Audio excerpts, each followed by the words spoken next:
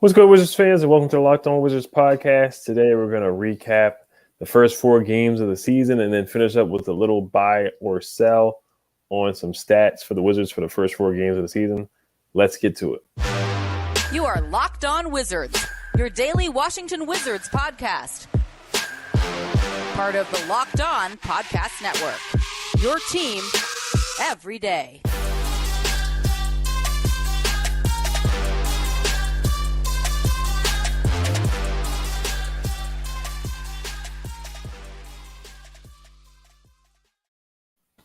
Welcome to the Locked On Wizards podcast. As your host, the real Ed Oliver, with my guy Brandon Scott. Thank you for making Locked On Wizards your first listen every day. We are free and available wherever you get podcasts. Today we have a special guest, Dominic Massimino, writer from the Wizards, from the Wiz of Oz, and a big-time Wizards fan. How you feeling today, man? Feeling great, guys. Thanks for having me on. Appreciate the opportunity. Definitely. First thing, of course, they just announced today that they're going to do the reunion of the big 3 of the Wizards, the 25th anniversary. Karan, Anton, and Anton Jameson, Karan, and Gil. What made you become a Wizards fan? How long have you been a Wizards fan? Oh man, it's a great question. I get to point to the poster behind me. It's the 2015-16 roster poster from kind of close to when I was becoming a fan. I grew up in Tacoma, right on the edge of DC. So been a Wizards fan pretty much since I've been a sports fan. But I got into reporting when I was in college out on the West Coast, sports reporting. And I've been doing that ever since. I work at a newspaper out here on the West Coast, but once a Wizards fan, always a Wizards fan. So no matter what I'm covering out here, gotta stick with the team, Definitely. Yeah. Tacoma Park, Montgomery County. Definitely a long-time Wizards fan. Appreciate you for coming on. We missed those wall days, but, like Monte Morris said, he's trying to get that energy back in the building, so we'll see how it goes. It's been working out so far through the first 4 games of the season. So what have you liked and what did you not like from the first 4 games of the season? Yeah, I mean, there's a lot to like so far. The point guard play, I've been a big fan of, especially Delon Wright. I've heard on this show and through Wizards media all over the place, the defense, the deflections, it's big time. It's definitely, going to be super helpful for the Wizards throughout the season. The play of Porzingis alongside Brad, I think is, kind of a revelation. We've been waiting all summer to see that. As you guys have talked about it, the solid 3 with Kuzma. I think they have a chance of turning that into a legit, maybe better than solid 3 over the course of the season. Kuzma has really kept up his play from the end of last season that we saw once Brad went down. He kind of took the reins and showed up, and I've been impressed with him so far. And then lastly, just, I've written about this in the past, the play of Rui and Deni. I think this is kind of the year for both of those guys. And so far, the 2 questions we had, is the shooting from last season for Rui going to be a real thing? Was it a flash in the pan, or is he really going to show up? I think so far, especially this most recent game against Detroit, he hit those 2 corner threes on, I want to say, possessions within 2 minutes of each other. That was, something that's really exciting to me and I think is going to stick around. And then for Deni, just, is he going to be able to add something offensive to his game on top of the defense? And I am encouraged by what I've seen so far. I think the 3 ball is going to come at least to league average. So that's a lot of stuff, but so far that's what I've liked so far. Not a whole lot to hate so far. The fringes of the roster, I have some questions about, Gil and obviously Johnny Davis. If we're going to talk about that, we could talk about that, but yeah, that's kind of where I'm at so far. Yeah, we'll definitely get to some of the things you brought up, some of the things that the Wizards need to improve on, I would say. But yeah, there's a lot of good 3-1 start. We don't want to get too hyped because we saw what happened last year, but the team looks good. It looks more sustainable. Just the talent level is raised and guys saying that they like each other. We know we heard that they said that last year too. So we just have to wait it out. Even 13 games in, we went 10-3, so we have to really see what happens 20, 30 games in. But I like what I've seen so far as well. They just have to finish games out. And I thought they did a better job of that last night against the Pistons. But there's definitely a lot of roster battles and contract battles coming up with Rui, Kuz, Deni in 2 years, Gafford as well. He's got the contract extension coming up. But they look really good. Bradley Beal's really moving the ball. Leads the team in assists right now, but it looks they got a challenge coming up after the Pacers game. They play the Sixers and Celtics. But Brandon, what question did you have? Yes, sir. All right, so my question concerns Gaff. Is Daniel Gafford the long-term answer at the backup center position? That's a tough one. I mean, I'm a pro Gaff guy. I was really excited when they picked him up. When we were able to offload Troy Brown Jr. Rest in peace to our first round pick. But there's definitely some work to be done. I know you've talked about this, Brandon. He gets pushed off his spot really easily, especially against kind of more physical fives. And so it doesn't really matter how high you can jump if you're going to be pushed out of position, especially when you're defensive rebounding. It kind of just feels like he gives up a lot of those. We also know that Gafford's success is just so closely tied to who his point guard is and the positions that they can put him in. So we saw how successful he was when he was paired with Ish Smith when we picked him back up. And we've seen, that kind of wane in the beginning of the season. Something I was watching a lot was the connection between both Delon Wright and Monte with Gafford in the minutes that we saw them together. It seemed like they had a little bit of trouble kind of finding him in the pick and roll, where to place the ball, if they were going to bounce pass it to him on the roll or if they're going to just lob it up, like we saw Ish do basically every time they ran a pick and roll set. To get back to your question, though, I'd like to say yes. It'd be great if we can, develop him into somebody who can be our backup center for the future. I still have hope that can be the case, but there's some pretty distinct, drawbacks in his game that hopefully he can address this season. Yeah, I think with Gaff, there's a lot of questions right now.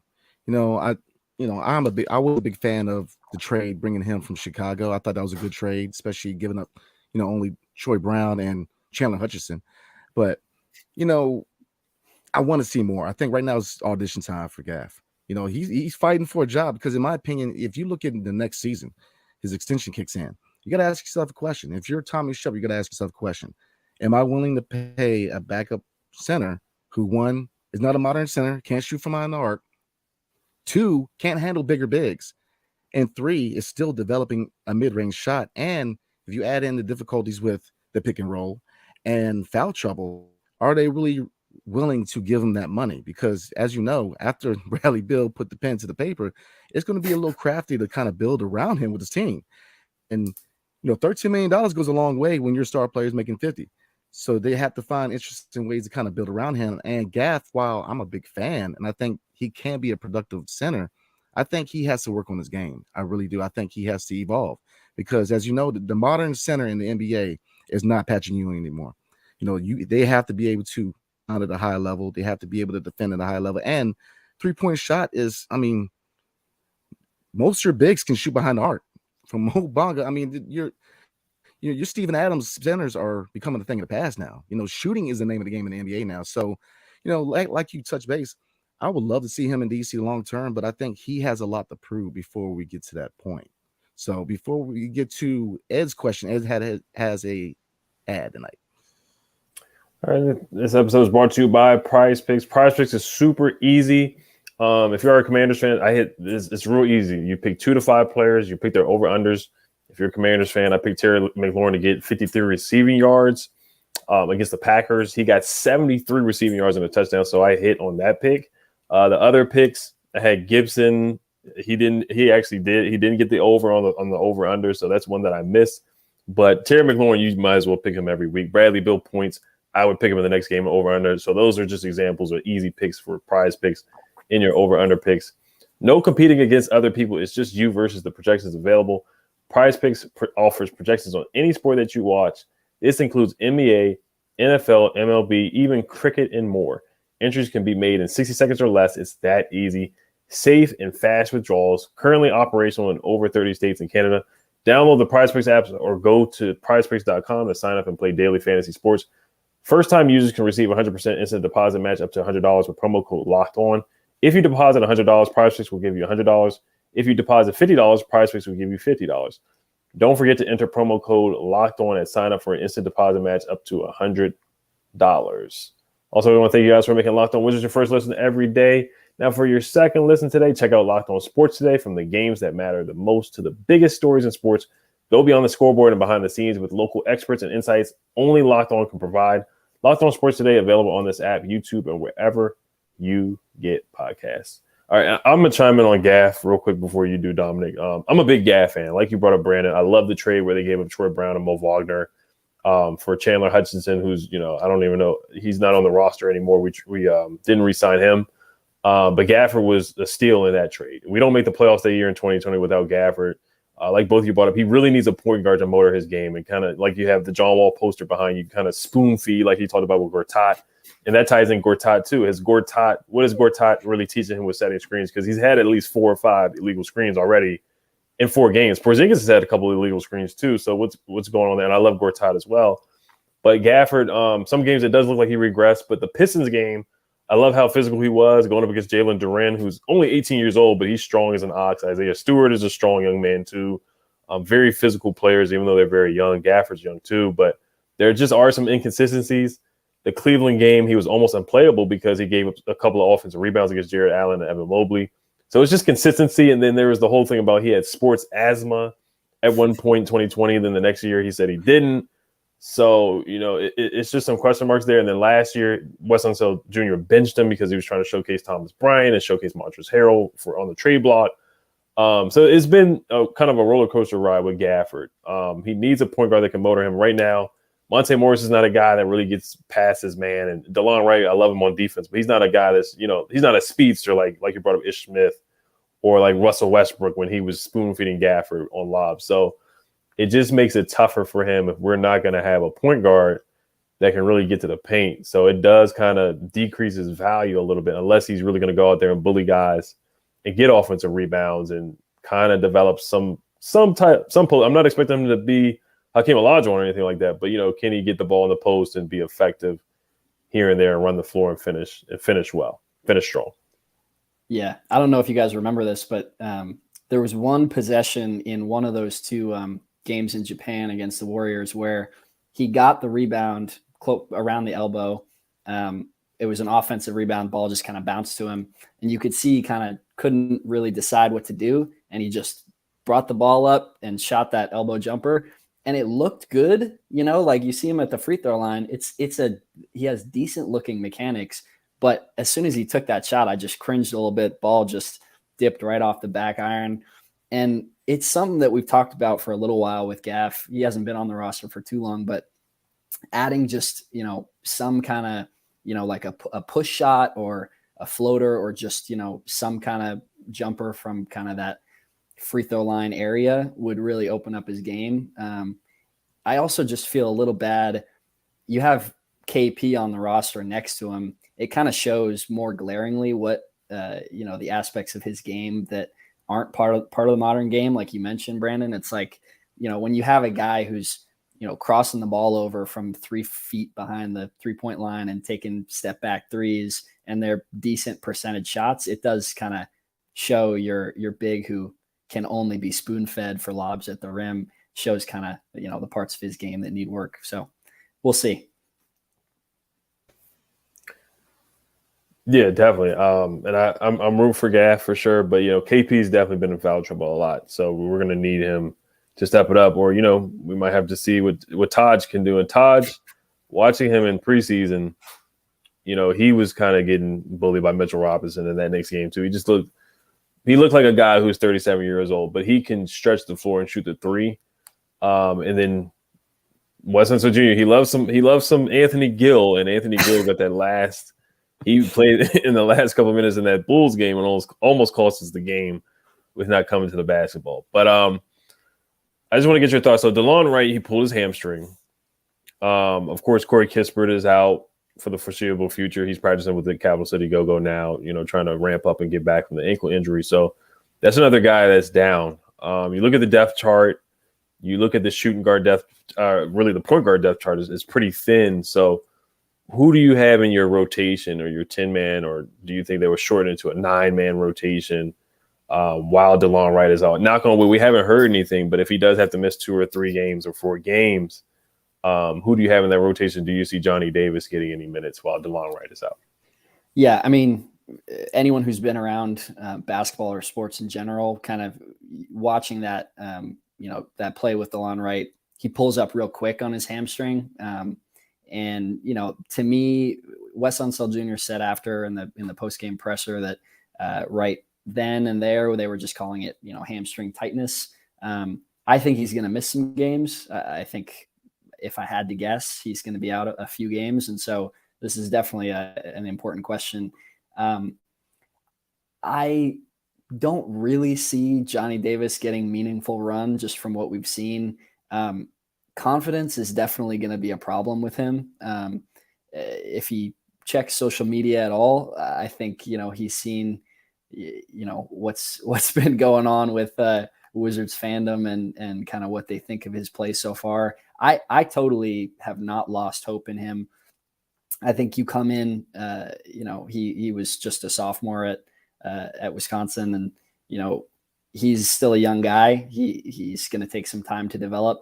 If I were Wes Unseld Jr., which of course I'm not, but if I were him, I think throwing him into, important games that the Wizards are trying to win early on this season might stunt his growth rather than help him develop.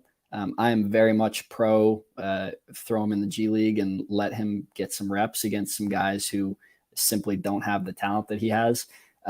In terms of rotation, I would guess that they're going to shorten it a little bit. We might see some more Taj Gibson, Anthony Gill, high character guy minutes, so to speak, moving forward. But, we'll have to kind of just wait and see on that. But, yeah. Yeah, I could see, Chris Dunn is on the Capital City Go-Go. That might be a guy that they may want to bring up to the roster. Jordan Goodwin had a nice offensive rebound. He's a pest on defense from what we saw in the summer league.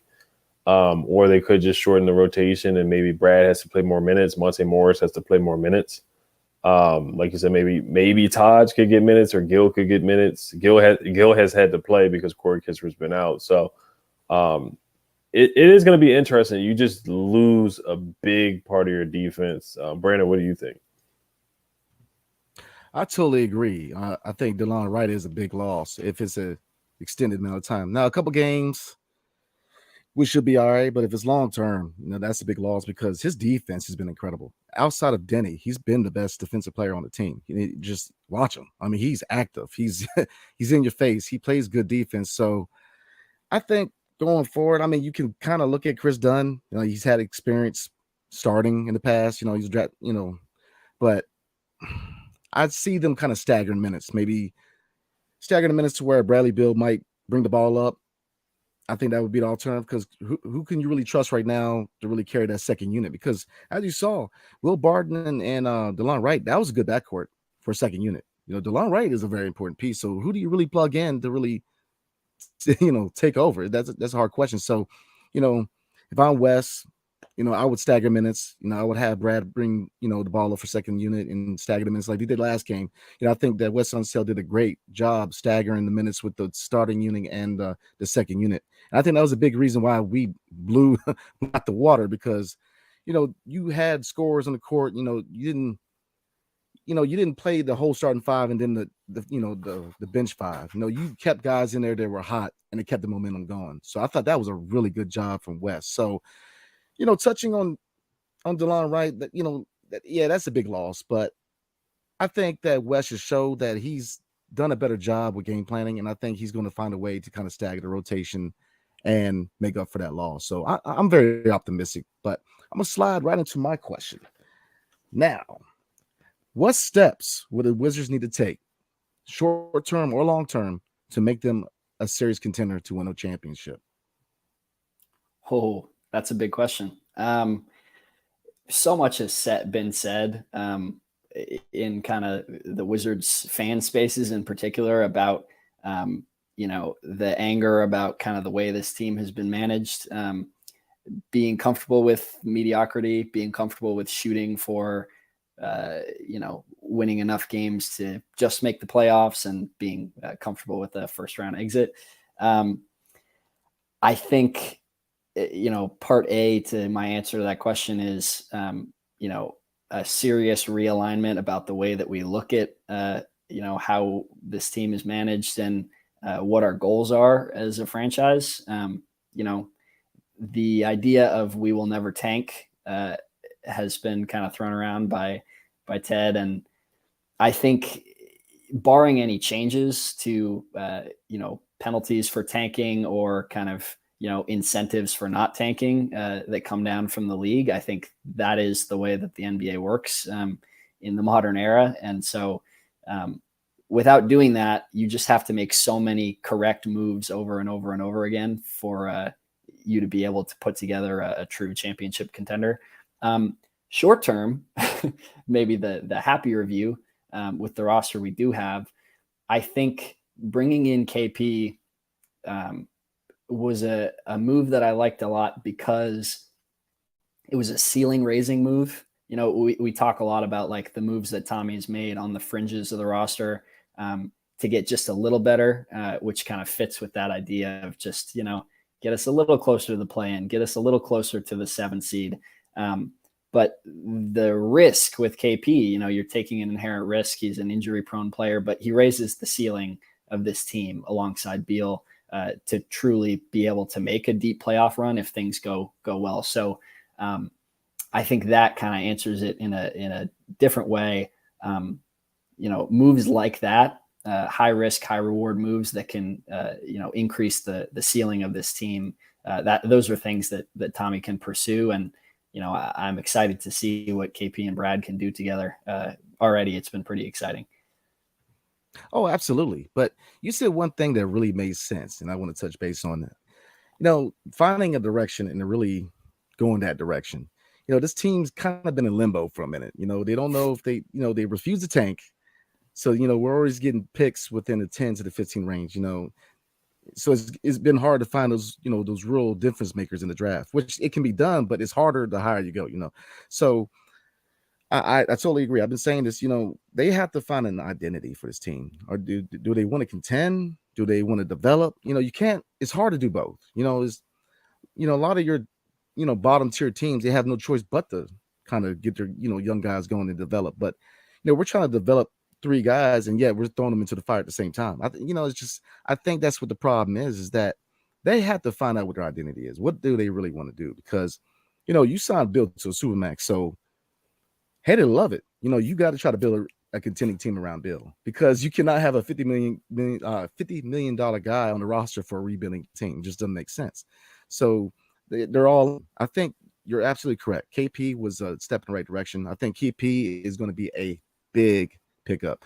I think he's gonna be an all-star. I have him and Bill being 2 all-stars for this team next season too, hopefully. But I think they're gonna be a good duo. Now, do we re-sign Kuz? I think Kuz has deserved to be re-signed, but to truly make this team a championship contender, you're gonna have to find a 3rd star, and because this Eastern Conference is a monster. And a lot of people are gonna say, oh, you don't necessarily need a 3rd star, but I mean, look. Like you said, just like Ed said, Monte Morris is an upgrade at point guard, but he's not a point guard who really drives the lane. He's not driving past people. He's the perfect distributor. You got to look at a couple names. How long does Sacramento roll with De'Aaron Fox? How long does SGA want to struggle in OKC? Those are a couple names that could pop up. I think that we have to make another major swing. And that's why I've been saying a consolidation trade might come in order, because you have a lot of guys that, we were just talking based on Gafford. What's his future? Do we really want to pay $13 million to a guy who's a backup, who's very limited in his role? You look at Rui. If you re-sign Kuz, do you really want to go into the tax paying for a lineup of Bill, Kuz, KP, and Rui Hachimura? I wouldn't. And this is me being honest. So I think there's a lot of questions that have to be answered by the front office. What is the real plan going forward? So, but before I pass the mic to Ed, I got a question for both y'all. So as you know, this is the 25th anniversary of the rebrand from the Washington Bullets to the Washington Wizards. So you got 3 players, right? You got Agent Zero, aka Hibachi. You've got John Wall, and you've got Bradley Beal. You have to choose one to build a franchise around. Who do you choose? Ooh, this is a good question, man. I would go with Gil. The only thing I hate the way both John and Gil's careers ended in DC, especially Gil with the unfortunate locker room incident and John with the injuries, and then Ted Leonsis not being happy with John the way it ended. But I just feel like Gil would give you the highest ceiling. I think that team, Gil, the way he could shoot from the 3, the way he could get to the basket, the way he could distribute, some of the crazy games. When we had Chase Hughes, so Chase Hughes actually he apologized to me because the game that we brought up where I talked about where he hit the turnaround 3, that was the Jazz game, and I think Chase Hughes said it was the Bucks game, and he said it was the Bucks, and he actually DM'd me and said it was the Jazz game. Good on he Chase. admitted that. Yeah, I know. So yeah, Chase is my guy. He's my guy. So yeah, John just wasn't able to shoot the 3 like that. No, he did hit that game winner against the Celtics, but Gil was able to just score it at an elite level. He was able to get to the basket. Same thing with John Wall. That's why it's just that's why it's a tough question, because John was able to get to the basket at an elite level. Same thing with Gilbert. But I think Gilbert's he was just a 3-level scorer where John really struggled to shoot the ball from the perimeter. So I would take Gil, man. I think Gil. I would take Gil over Brad, and I take Gil. The 3 years that Gil had, those years were very hard to duplicate. Not a lot of guys go out there and score 60 on Kobe Bryant or score 50. He did some crazy things on the court, game winners, and he had some big games that contributed to wins. Same thing with John too. So, but I would go with Gilbert. It's tough to argue with no chill Gil, man. But it's a tough question because like you look at the modern NBA, and so many of these teams that are really contending are built around a fantastic 3-level scorer. D-Book, Luka, you have all these guys who like you can surround them with pieces. You surround them with 3-and-D guys. And if they can really do all those things, then you're definitely going to be contending. I think I would go with John though. In between those 3 guys, John's definitely the least explosive scorer. Like you said, not really a 3-level scorer, though it really did seem like he kind of hit the 3s when it counted. But there's something about being able to elevate the play of your teammates and set guys up, just fully just kind of deliver them baskets, that I feel like neither Gilbert nor Brad really has done. Of course, the gravity of just being a guy who can give you 60, like that definitely elevates the play of your teammates too. But maybe it's just my bias of coming into my Wizards fandom when John Wall was really kind of coming into his own. But yeah, I'd go with John. Well, I'm going with Jan Vesely. Not playing. Nah, man, I would have to go with Agent Zero. He was lightning in a bottle, man. He was just incredible to watch. He was just, if you gave John Wall that jump shot, then I would say John, because John, he can drive the lane, he can distribute, but that shot was the one thing against John. I mean, people would forget he was a good defender. I mean, he was he could guard. So he was a complete package. You just needed that shot. So yeah, I'm gonna roll with Agent Zero. But hey, Ed, you got another question? Oh yeah. I guess we can wrap up with buy or sell here. We'll do this real quick. So I got a couple of stats that have, it's only 4 games, so we don't want to get too excited on some stats here, but we'll do buy or sell real quick. So right now, Kyle Kuzma, he's the leading scorer on the team with 21 points a game. Porzingis is averaging about 20. Buy or sell Kyle Kuzma leading the team in scoring for the rest of the year. And also the quote that stood out to me from Kuzma was that we all like each other this year. So are you guys buy or selling on that statement to continue? And are you buy or selling on him leading the team in scoring this year? You want to take that one first, Brandon? No, go ahead. I got you. Yeah, I think definitely sell on Kuz leading the team in scoring. I could see him being second. And also there's something to be said of just like we talked about the gravity of KP and Beal just being on the floor with you. You're going to get so many more open looks.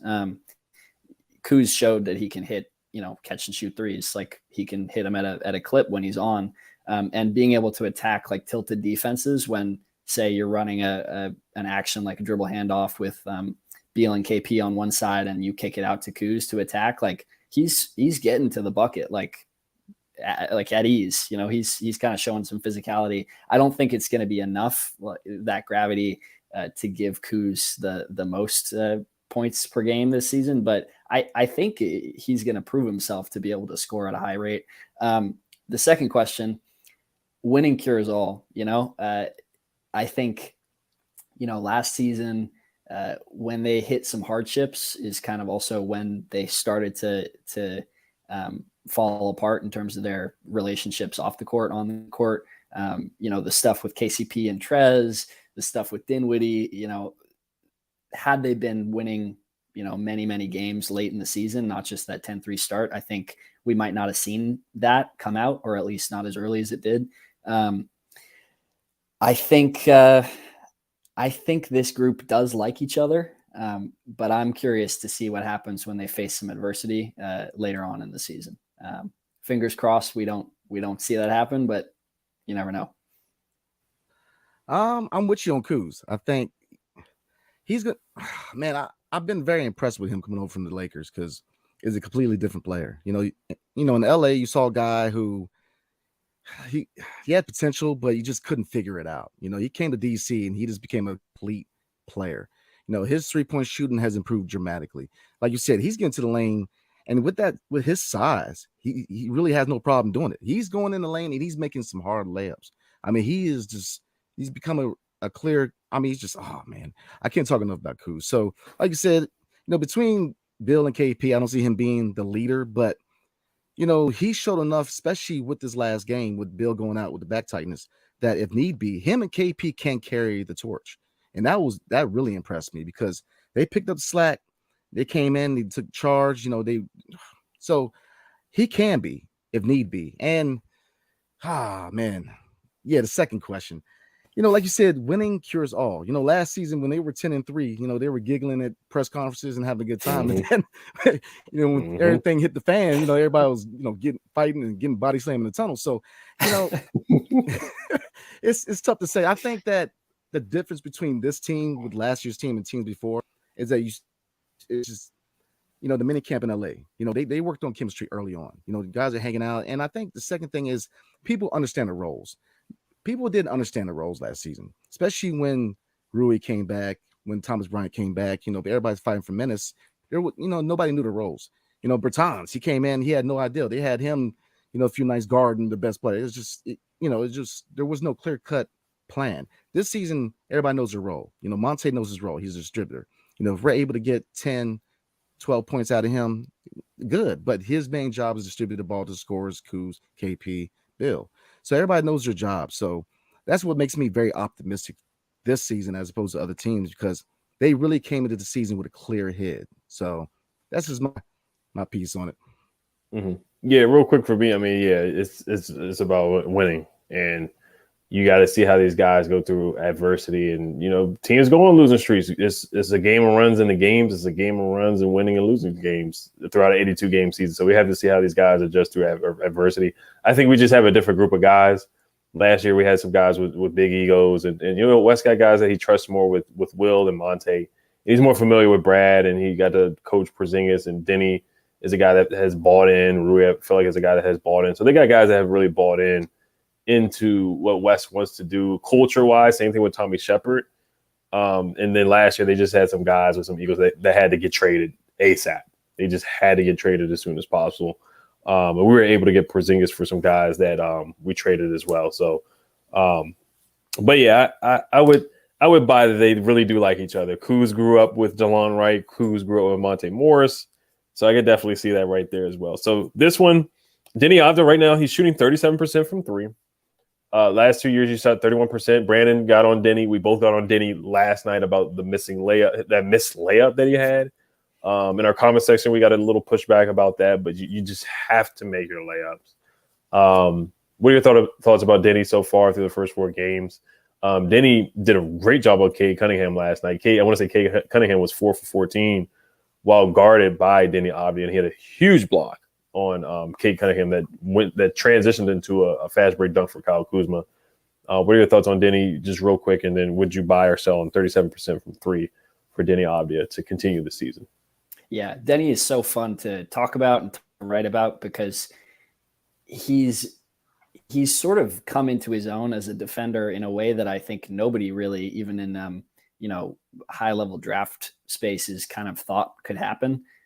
He was touted as this 6'9" point forward kind of guy who was going to initiate offense and do all this stuff, and we've seen glimpses of that. But it's been really cool seeing him kind of hang his hat on his defense and become a wing stopper. It's something that I think not a lot of people saw coming. I think that his 3-point shooting is going to improve. I wrote about this a little bit too when that news dropped. He was going to be working with Drew Hanlon over the summer, who's worked with some of the top scorers in the league, including Embiid, Tatum, Beal.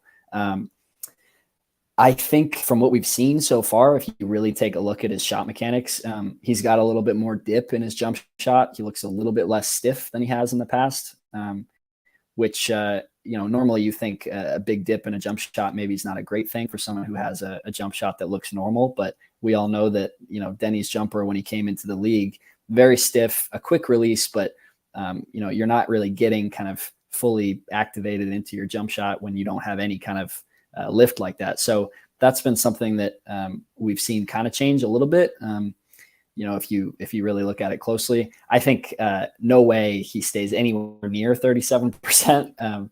That kind of shooting change, if your name isn't Rui Hachimura last season, doesn't really happen very often that quickly for a player. That said, though, I mean, is still early in his career. He's still developing. And so those changes are going to come faster than they will for some players. I'd guess he finishes the season, barring any big changes, a little bit below league average. And if he does, I think, fully he's earned himself a starting spot with that combined with the defense. If that can happen, that's going to be great for him. Definitely, yeah. He looks good shooting the three. His form looks better. He looks more confident shooting the three, but he's just got to finish around him. Now he did finish on Jaden Ivey through contact, so I was very happy about that. But he's just got to be consistent from the rim. So this might be my last one, buy or sell. The Wizards right now are 4th in blocks per game with 7.3.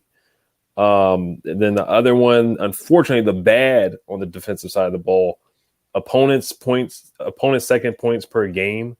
They're giving up 18 and a half second chance points a game. That's one of the things that I have not liked through the first 4 games. They're ranked 26th in the league. That Cleveland Cavaliers game, as we saw when we talked about Gafford struggling to rebound the basketball, it's been a collective effort as well. Also, defensive rating, they're ranked 7th, where last year they finished 25th. Do you think they could keep it up? Would you buy or sell on which one of these 3 things would you buy or sell on?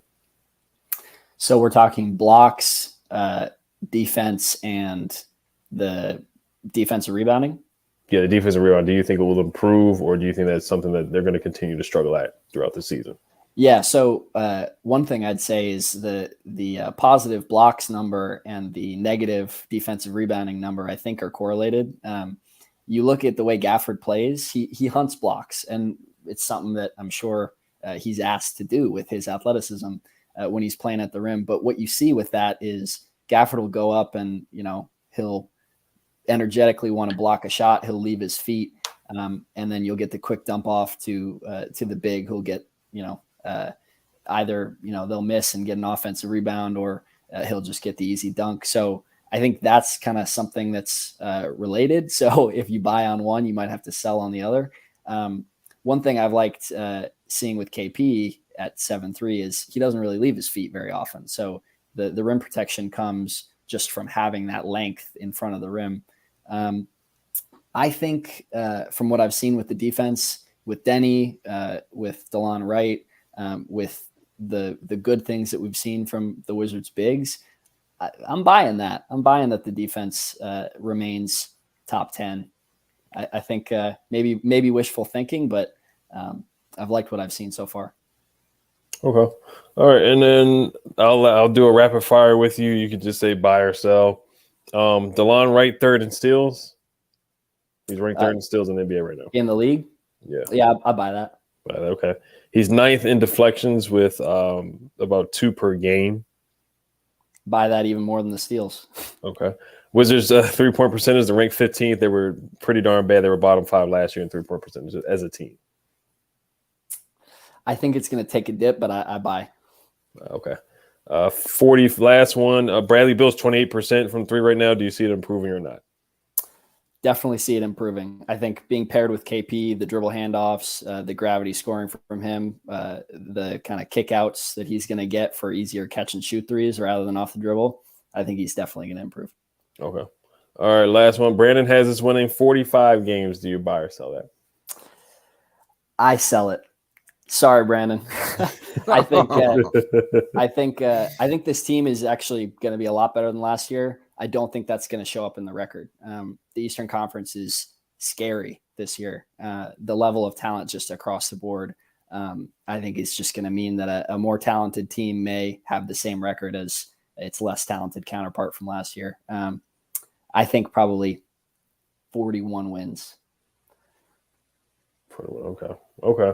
Yeah, I haven't said 40, 42. Watching these last couple of games, I'm changing it to 43. I'm very impressed with what I've seen from Porzingis, and Brad's playing better. He's playing defense too. And Kuzma looks like an all-star too. So I'm buying 43, but I would sell on 45. Brandon, did you have any other questions before we wrap up? 2 games. 2 games. We just wanted to make you look bad, man. Nah, I'm good tonight, man. Hey, Dominic, we appreciate coming on, man. Before we roll, you have anything to plug? Yeah, man. Definitely check out what we're doing over at Wiz of Oz. Got a lot of new contributors in the group who are putting out some really interesting stuff. Check me out on Twitter. It's at Dom, D-O-M, Massimino, spelled like it is on the screen. I tweet about the Wizards and big fan and looking forward to this season. Thanks for having me on, guys. Yes, sir. Yes, sir. So thank you for making Locked On Wizards your first listen. For your next listen, check out the Locked On Sports Today podcast. The biggest stories today, plus instant reactions, big game recaps, and take it a day. Available on Odyssey app, YouTube, or wherever you get podcasts. Again, like, subscribe, hit me and my man Ed on Instagram and Twitter, and Dominic. And again, everybody have a good night and peace.